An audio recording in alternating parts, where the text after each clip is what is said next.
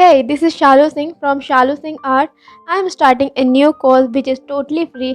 It's about watercolor painting, and this is the first class ever you are watching. So, you have watched out many channels in which artists do painting, but they don't explain the tutorial that how they made painting. They don't share how to start to finish painting, which brush to use at what time, etc. So, I'll discussing all the basic and advanced techniques about watercolor painting in this course. So first, I heartily want to say thank you to watch out my video, and if you like this then subscribe it and hit the bell icon button. So let's move forward the first lesson, but before it you take pen and paper in your hand so that you can write down whatever important things I'll tell you.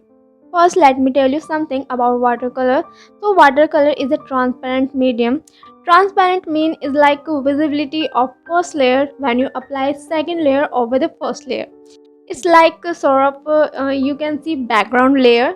Any watercolor painting called a perfect watercolor painting if it has transparency and smoothness, otherwise not.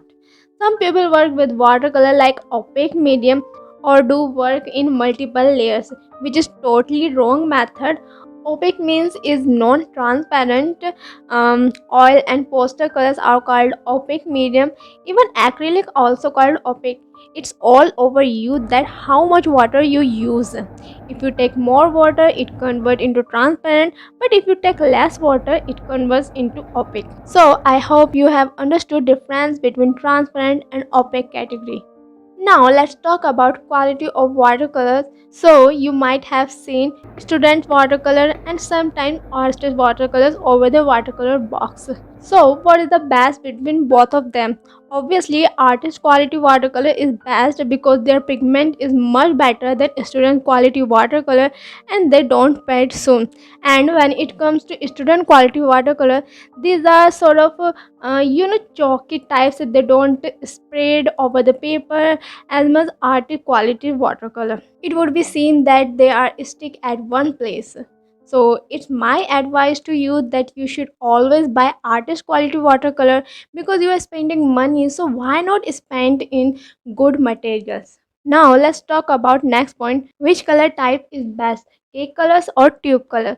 So both are best, but it always take in your mind if you are working in a large area, you should always use tube colors because it's very difficult to make colors again and again with cake colors.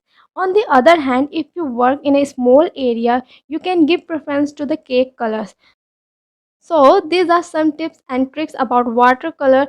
Hope you understand it, and if you have still any doubt you can DM me on the Instagram, which link I have given in the description box. So see you in the next lesson in which we will discuss about brushes. Till then, bye bye and take care yourself.